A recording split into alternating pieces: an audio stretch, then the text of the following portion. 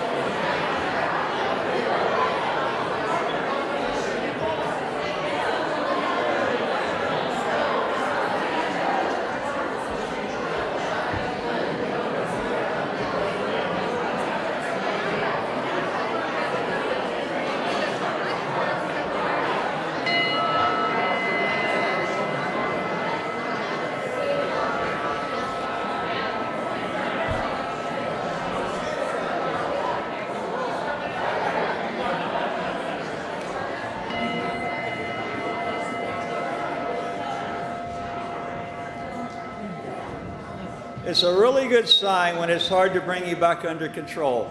A lot of good knitting going on, and I really invite you to keep knitting during the fellowship hour. Keep knitting those relationships. We're so glad you're all here today. Thank everyone for the gift of your presence.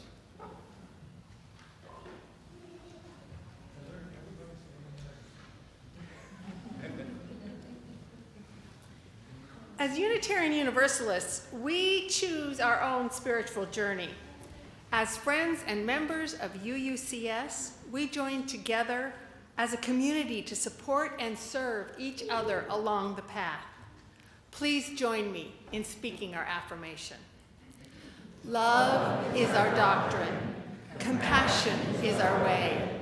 Here we seek to create a joyful home for free religious exploration, build a community of caring fellowship, nurture the hopes, and serve the needs of our world.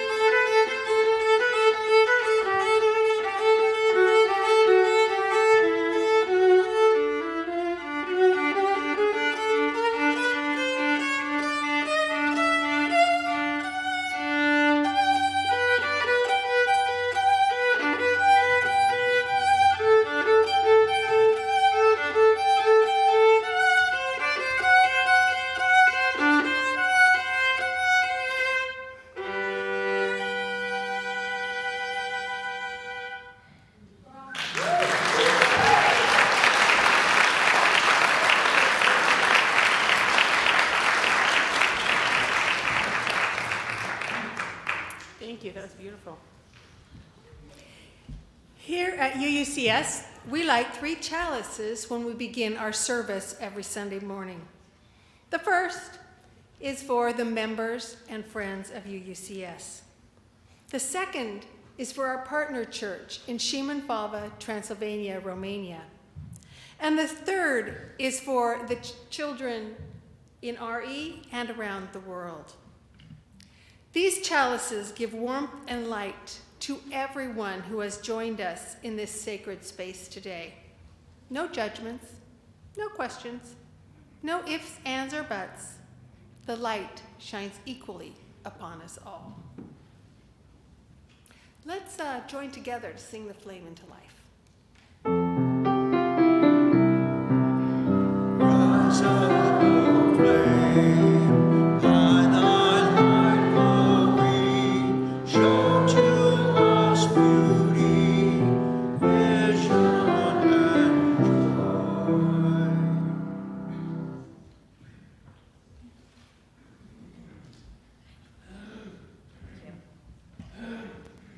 Good morning.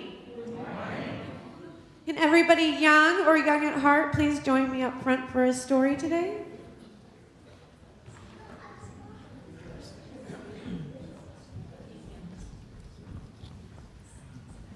Welcome.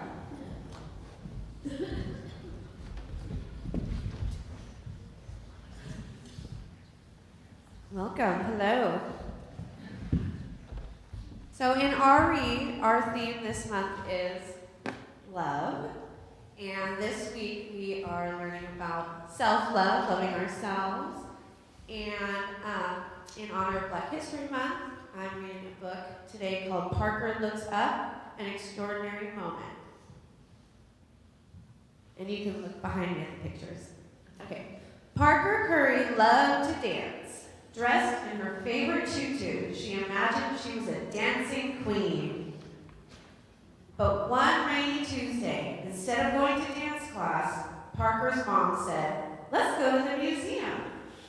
Ava too. Parker loved visiting the museum almost as much as she loved twirling and leaping in the air. She pulled on her boots. Mom and her sister Ava buttoned up their jackets. "Have fun, girls. Bye, Dad." And off they went. Splashing and smiling and... Surprise!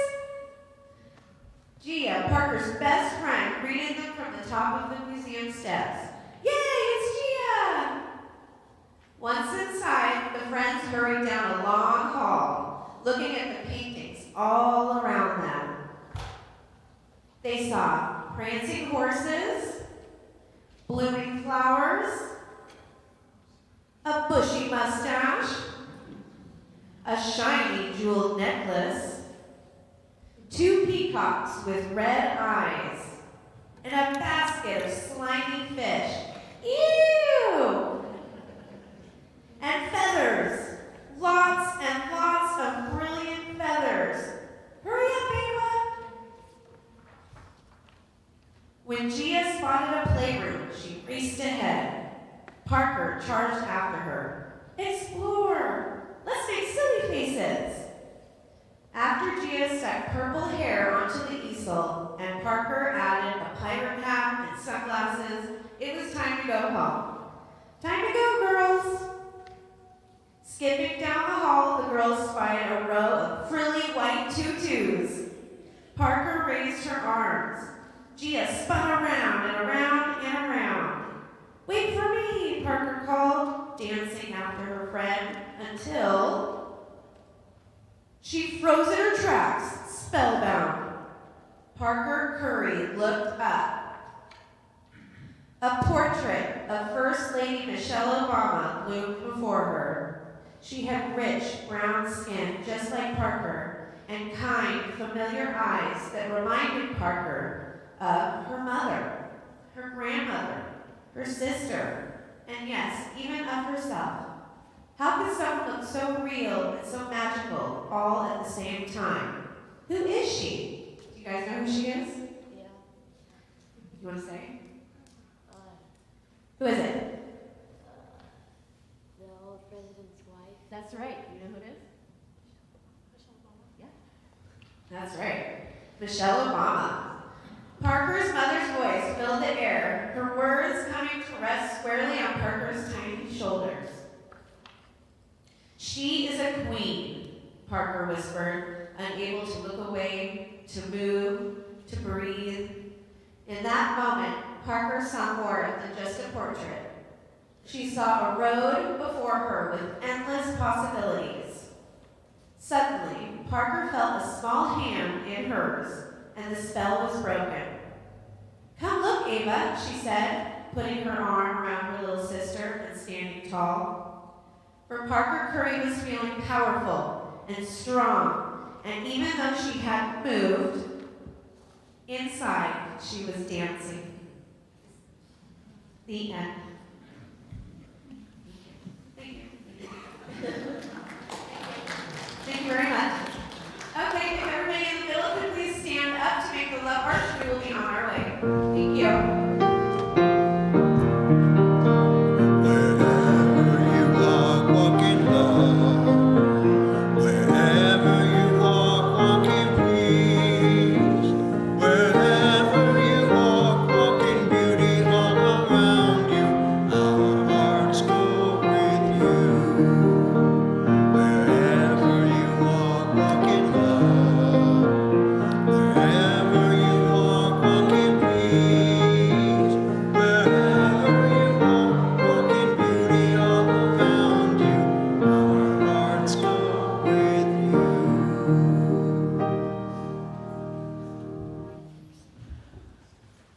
a deep breath and just be in this moment of time as we have an opportunity to look more deeply at our lives, reflect more deeply, look more highly.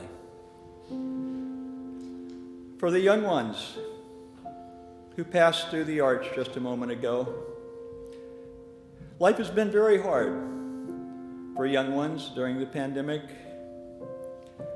And now we have this precious opportunity to create a spiritual home where they are welcome and included and integral, where the healing powers of our compassionate community can meet their needs. Let us be mindful of the struggles of the young ones in our world. It's a difficult time. Our hearts go out to them. May they feel our warm embrace in this community. May all who come to this place feel the touch of compassion, and that you might take compassion out into the world. Compassion is our way. And gratitude. A great mystic once said that if the only prayer you ever say is thank you, that is enough. So let us look at the miracle and mystery of our lives with hearts of gratitude and wonder and awe. Think now of what you love. Call into your mind's eye the images of those you love. There is so much to love in this world. And with love comes gratitude. And that is our prayer. Amen.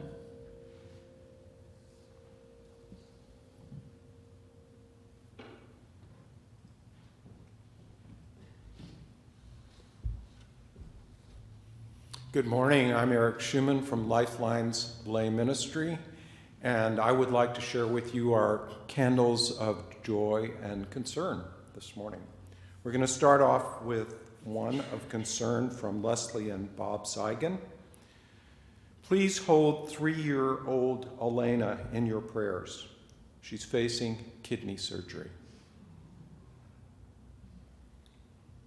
Our friend Nathan is applying for work outside of Oregon. Please send him a prayer.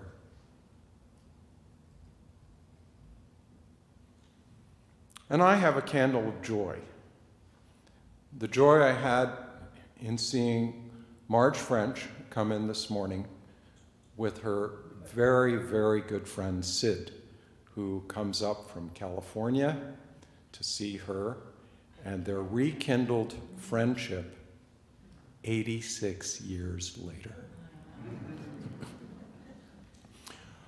One more candle for all of those joys and all of those concerns and sorrows that are unspoken among us. Lifeline's lay ministry is a way of extending our shared ministry from Rick to the rest of our congregation through lay people who volunteer to join Rick in that ministry. And you can reach us with your needs, your special trials that you're going through in several ways. You can see us with lavender badges. There's actually 5 of us here this morning, and we have 4 new members who just joined yesterday, and you'll learn more about them in an upcoming service. Or you can call the church, reach us through what's called the warm line, or you can email us at the address that you see on the screen behind me. Finally, I want to mention that Compassionate Connections is next week, and that's a time for hands-on private connection with Reverend Rick and members of Lifeline's lay ministry. So Join us next Sunday. We're glad to see you if you have a need or you want to share with other folks who are in need.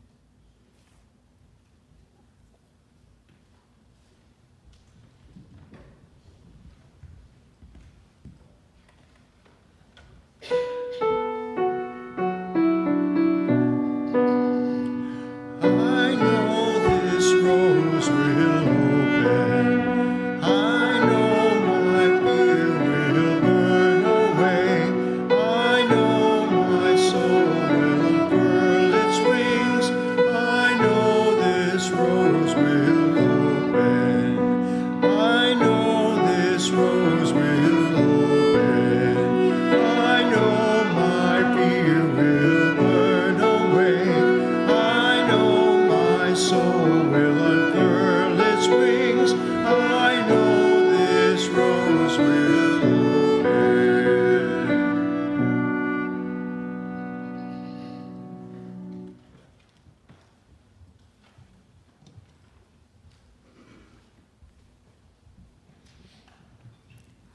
Our play is marked by merriment, but beneath that looms the other, our worry, our sorrow, our shame, our guilt.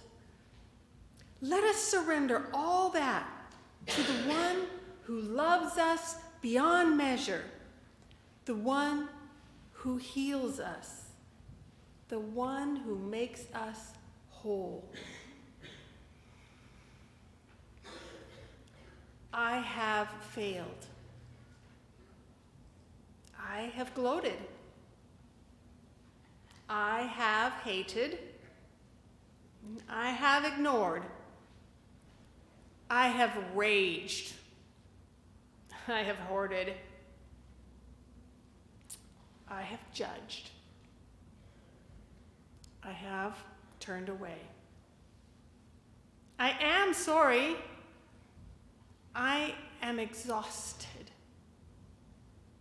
I am done. Fix me. Heal me. Break and remake me. Hold me. Comfort me. Nurture me. Revive me. Resuscitate me. Bring me back from death. I give you the last word, O God. Will it be grace? Will it be free? Will it be love? My friends, the spirit of life is not done with us, not by a long shot. You are more beloved than you can ever know. And the Spirit is working in you and in the world beyond our wildest imaginings. The beginning of all that is forgiveness. So know that you are indeed forgiven. And be at peace. Amen.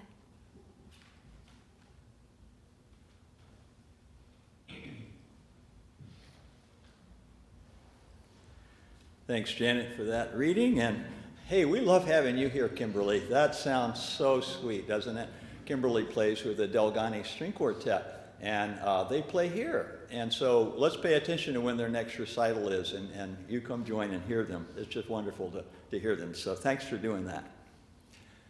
Many years ago, when I was an intern minister, and I was getting used to the various roles of ministry, a friend asked me if I would be willing to hear his confession. He was working through a 12-step program that required him to confess certain wrongdoings to another person and to God. And although I wasn't sure about this is not, don't get big ideas, this is not standard UU ministerial practice coming to me for confession. But I like to be helpful. And I agreed to hear his confession, which was a big nothing burger. What he confessed reminded me of the Catholic bishop who complained that hearing all the nuns' confessions was like being stoned to death with popcorn.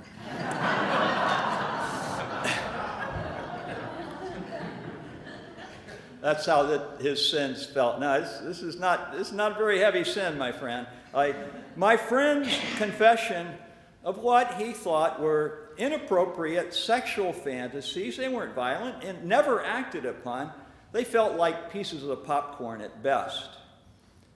Suffice it to say that I was not troubled by his confession, but more by his sense of guilt for even having normal human feelings and appetites. It's an odd thing, but you can feel guilt, but that doesn't mean that you're guilty, only that you feel guilty, that you think you're guilty. And this is a problem. But so is the other side of this. You maybe should be feeling guilt, but then maybe you don't. So it's kind of a mess, you know? It's hard to figure it out. You can see how messy it is when you study, just a cursory study of the history of confessional practices in the Christian tradition. And there has been and continues to be a messy confusion about the rituals of confession and how it should be done and to what effect. In the popular imagination, fueled by movie scenes, confession appears to be a perfunctory, often insincere ritual, shorn of any deep or true meaning. You know, okay, go say some Hail Marys and you'll be okay. This was something that never really got my full attention because it wasn't part of my spiritual life. Feeling bad, confessing my sins to somebody else, and then feeling better until another backlog of sins compelled further confession, and so on, seemed kind of more like a treadmill than a path of growth. And it was to get away from meaningless rite and ritual performed on autopilot that I migrated to Eastern religions, especially Buddhism, in my early adult years. And as you may know, Buddhist practice and teaching are woven into the tapestry of my ministry, as are other traditions and practices and passions. So if you become somewhat involved in Zen Buddhist practice and there's a center or a monastery nearby, you're going to be urged, once you settle into your meditation practice, to go on what they call a sesshin. Anybody know what a sesshin is? A few of you do. Sesshin is like it's a meditation marathon. It's a multi-day meditation marathon, which might sound blissful, but for me it was intensely grueling. I've been on a few of these, and every time I have physically and hence mentally suffered because my sitting posture was so out of whack, because I've told you about my trials with being a left-handed person forced to switch to my right, and so it's made it hard for me to have balance when I meditate, but it's steadily, significantly improved over the years, thank goodness.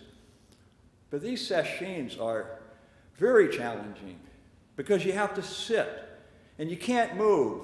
You can't change your sitting position, and you're sitting there and you want to move, but there is a communal resolve that we will not move. And so you have to sit there, even if you're in some pain and discomfort. You just have to deal with it. Of course, if your legs are getting injured, you can move, but mostly it's just pain because your mind creates the pain. That's what you discover. So you may well wonder, why would anyone choose to put themselves through such an ordeal?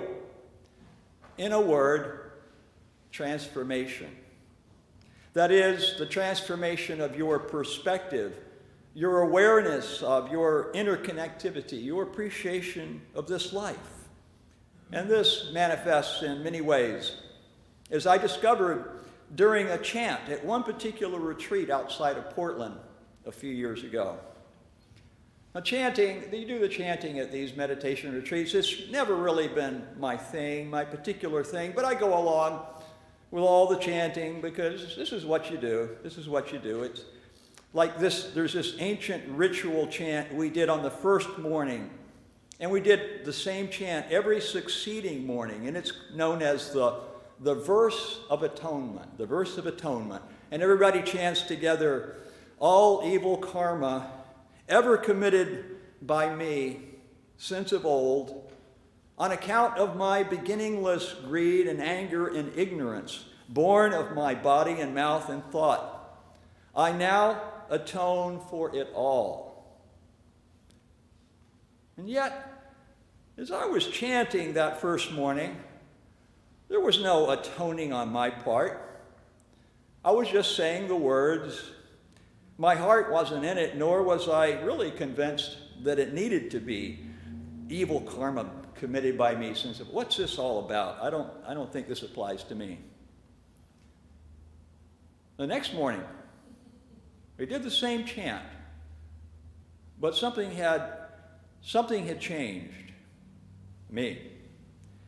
I didn't have the same reaction as the first day. Somehow, the challenge of sitting still with several dozen other good people on a common spiritual quest had created a crack in my heart where some light could get in. To describe the transformation of awareness I had, consider the perspective of a parent. I have a son. You probably know that. You love your child so dearly, and if somehow you became aware that you had somehow been withholding your love or giving it in the wrong way or doing something that was standing in the way of your child's fulfillment and happiness, you would instantly take this to heart because your love for your child trumps any need to defend or justify yourself. Love makes such concerns completely irrelevant. You just want the best for your child because you love them so much. And during this meditation, without realizing it, I seemed to have developed a tender affection for my fellow practitioners, many of whom I knew were struggling just like me. You really do struggle when you sit there like that. But I knew that we were doing this to deepen our wisdom and awareness. And you can come to that spacious state of mind where you really do want the best for everyone and for every being. And when you're in that state of mind, and when you do this verse of atonement chant in unison with others, you're instantly aware as you chant that you have indeed been less than fully loving in so many ways, less than fully caring, less than fully kind, less than fully aware of your surroundings, and you yearn to atone, not out of a sense of guilt, out of a sense of love, out of a sense of love. And that's why the tears were overflowing that morning as I chanted. I just realized, hey, I'm part of this too. This chant applies to me. And what I realized, in a nutshell, is that authentic and restorative confession only happens from the perspective of a loving mind state, wherein you can be aware of the unloving aspects of your life. And when you do that, you immediately have a wholesome inward confessional response to this, and you want to renew your love and practice your love in more skillful ways. In the Christian tradition, such newfound spiritual awareness is called metanoia. Metanoia. This was a metanoia moment. It's a changing of the heart, which points you in a new direction, a new life orientation in the service of love for others, for all beings. And that can play out in an infinite variety of ways according to your gifts and your passions. For instance, if you're a great musician, you can show your love through your music, and we felt it this morning. This change, I don't think would have happened, this change that I experienced when I was chanting. I don't think it would have happened if I had been chanting alone, which I don't do. But the power of everyone, palms together, chanting these words in unison, nobody bowing out, not even the teachers. This creates an awareness that we're more alike than different. We're all in this together. And when each one of us acknowledges our loving responsibilities, our sense of interconnectedness, our sense of interconnectedness is enhanced. And when that happens, we're all blessed. And so when I was doing that chant, it was coming from my heart. It was authentic. And it did feel like a moment of atonement, at-one-ment. You can take that word apart, at-one-ment, atonement. This confessional moment, it didn't feel at all as though I were beating myself up. In fact, it felt like this moment of true humility was really spiritually exalting because I felt more connected and enlivened. So given my experience and the similar experiences of countless others, you can well understand why all the great religions have confessional practices that offer us paths back to interconnection, to atonement. And it's important to be aware of this path because there are so many paths that lead in the opposite direction. Paths that disconnect you from the larger whole. Paths that take you away from the greater good. And so often folks find themselves on this path not because you're a bad person. Often it's because of the hand you got dealt in the way your life has played out. Over the years, I've heard from a few veterans who signed up or were conscripted to serve and ended up being placed in situations where unspeakable horrors happened, the visions of which will haunt them to the end of their days. Some of them killed because that was their job, and they were ordered to fulfill it, but then the madness of violence and vengeance took over. One great sorrow here is that people, often veterans who are put in such positions, suffer from what is known as moral injury. Moral injury. I don't know if you've heard about it. It's quite a fascinating concept. But moral injury is the damage that's done to your conscience when you cause harm. It turns out that we are not amoral beings, that we have an inner moral compass, a sense of our connection to the larger whole. And when we damage or destroy that connection, it not only hurts those we may harm, it damages us too. So when you hurt another person, you're hurting yourself too. I think it's important for us to always be aware of that. And those who suffer from great moral injury, and there are many, they become disconnected from having faith in themselves and others. They become trapped in realms of anguish and anger and alienation. Moral injury, it's a real condition. The most extreme case of moral injury I know comes from the Buddhist tradition. And I used to share this story, a story from the Buddhist tradition with the men at the Oregon State Penitentiary. I ran sort of a connections-like group there that I facilitated, and this was the maximum security prison. None of the guys had gotten there for good reasons, and none of them was going around saying, hey, I'm innocent. They knew that they were there because they had done wrong. But I was also sorrowfully aware, not only with them, when I looked at all the prisoners, most of them from struggling economic classes, as I looked at all the prisoners behind bars, adults in custody, we call them now, I had to be aware that they had landed behind bars in some large measure because of the hand they had been dealt from birth. And I really cared about them. I really did. They were good guys. And one way I cared for them was to tell them this ancient story of Angulimala, who was one of the disciples of the Buddha about 25 centuries ago. Angulimala, if you've never heard of him, you would have heard of him in a Buddhist land. He's very well known. And we're not unfamiliar with his type today. Angulimala was the rough equivalent of a religious terrorist today who murders others in the name of their faith. So as the story goes, Angulimala was betrayed by jealous fellow students, and he was duped by an evil guru who commanded him to murder 1,000 people.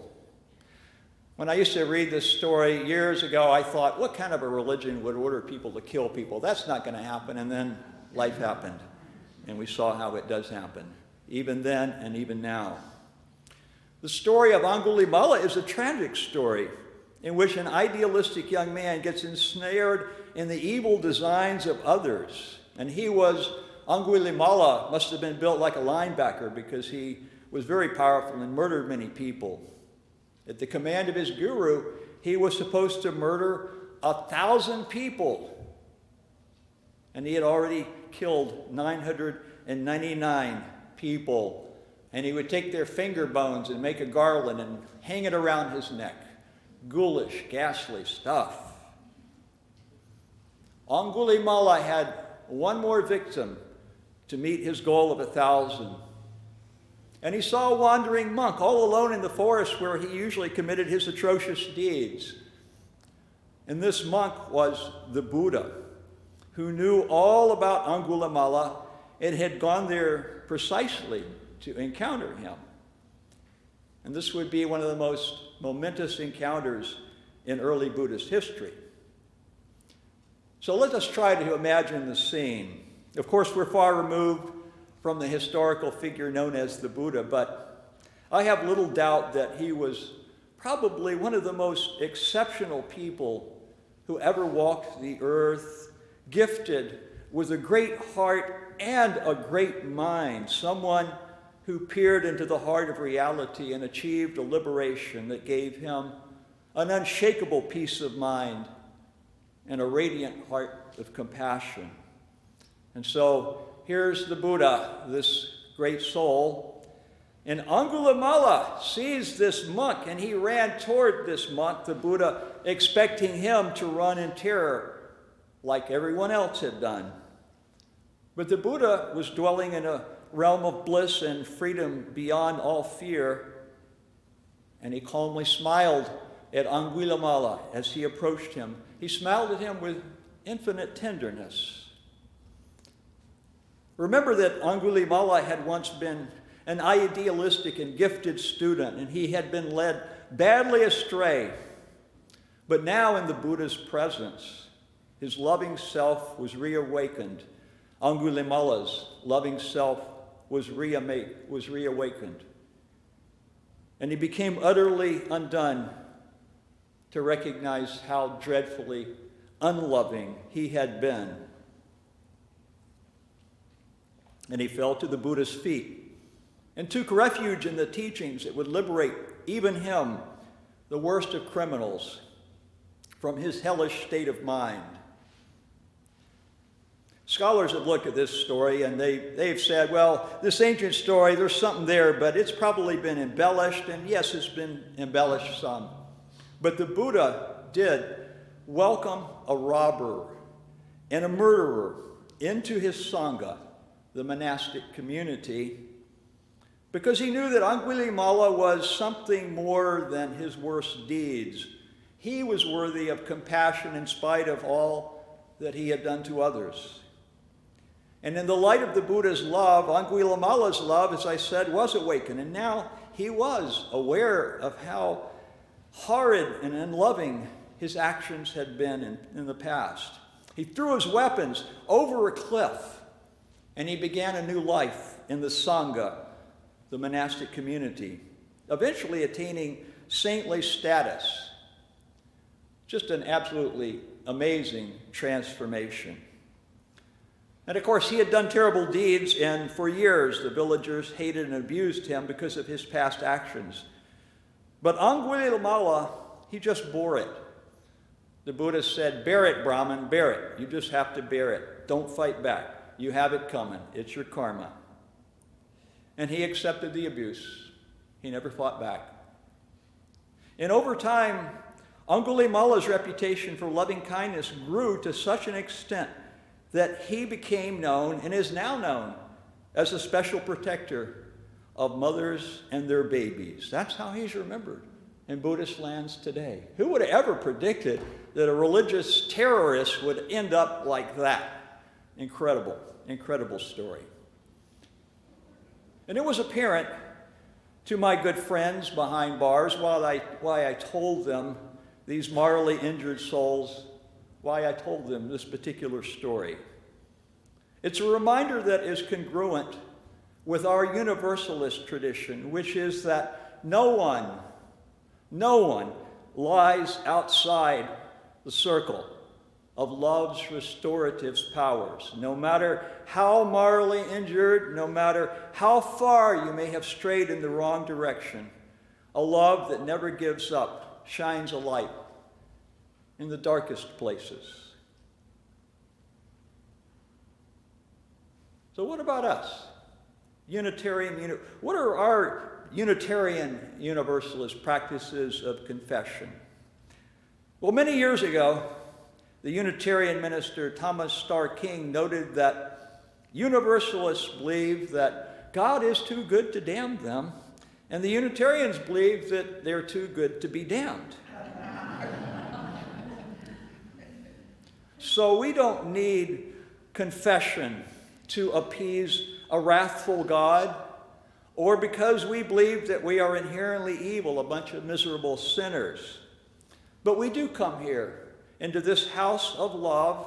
That's what we say at the opening part of our service. Love is our doctrine. Love is our doctrine. We come into this house of love so that we can look at our lives individually as we will and see how we're doing in the light of love.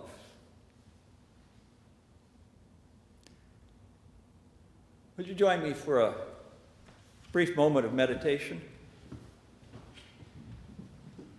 Be with the breath. Be aware of your breathing.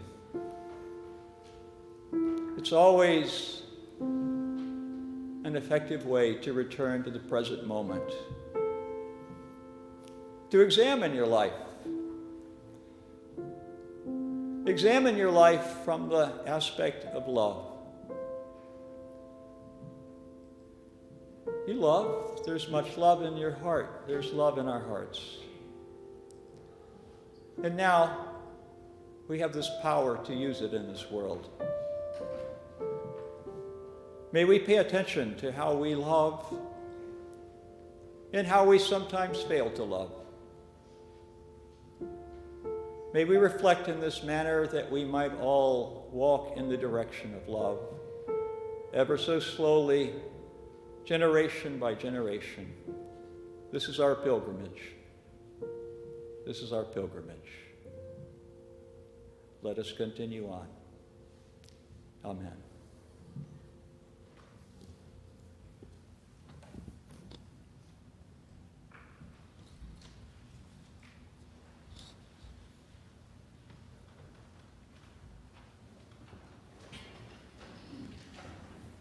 The ritual of passing the offering baskets each week is a reminder of that form of love that we call generosity.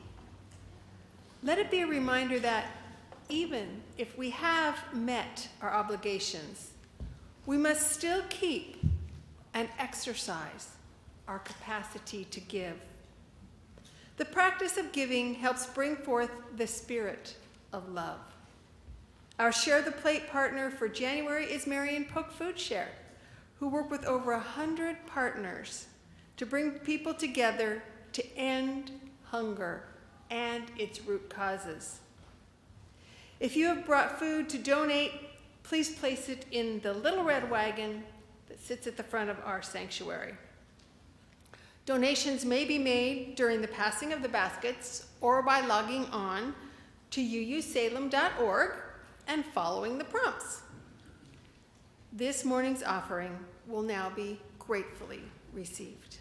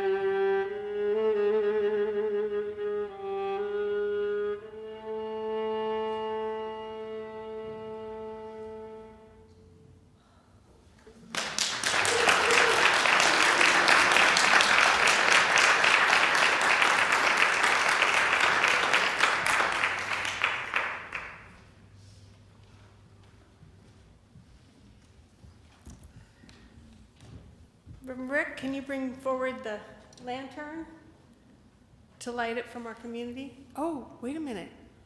I forgot to let Rick do the news of the community first. That's okay. Actually, I was thinking, I don't know that next week we're doing the same thing, Sunday service. Hope to see you here. I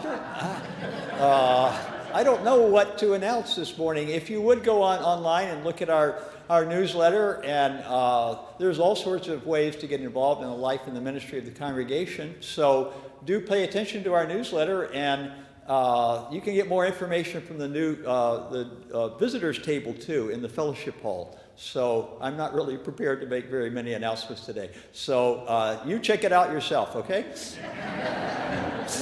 Unless somebody has an announcement they think I need to make, and it doesn't look like there is one. So we're good. Now we can go on, Janet. Yeah. Good thing we did the announcements, huh? Hey, yeah, I wouldn't want to miss that. So we're going to light the social justice lantern from our community chalice. And this is to symbolize the light and warmth that all of you take out into the community and share with the world around us. As we come to the end of our time together, we have to extinguish our chalices. It's sort of a safety thing. Hey, they've been forgotten and it's not good. Before we gather here again, may each of us bring happiness into another's life. May we each be surprised by the gifts that surround us. May each of us be enlivened by constant curiosity. And may we remain together in spirit until the hour when we meet again. Please rise in body or spirit as we sing our closing hymn in the teal hymnal, In My Quiet Sorrow.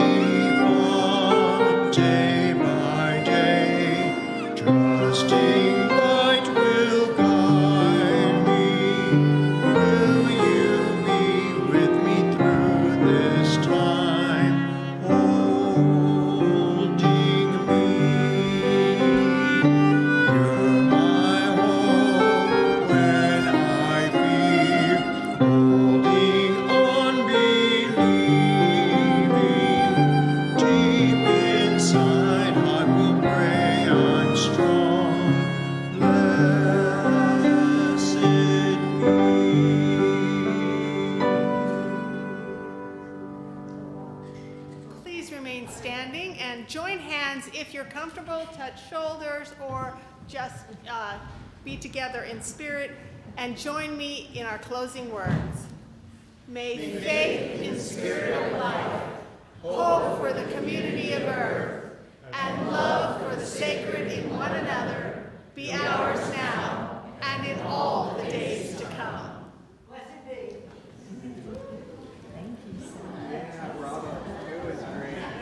Great fun. My brother's a cellist, and so I've heard about it so many times. And I'm always used to hearing it.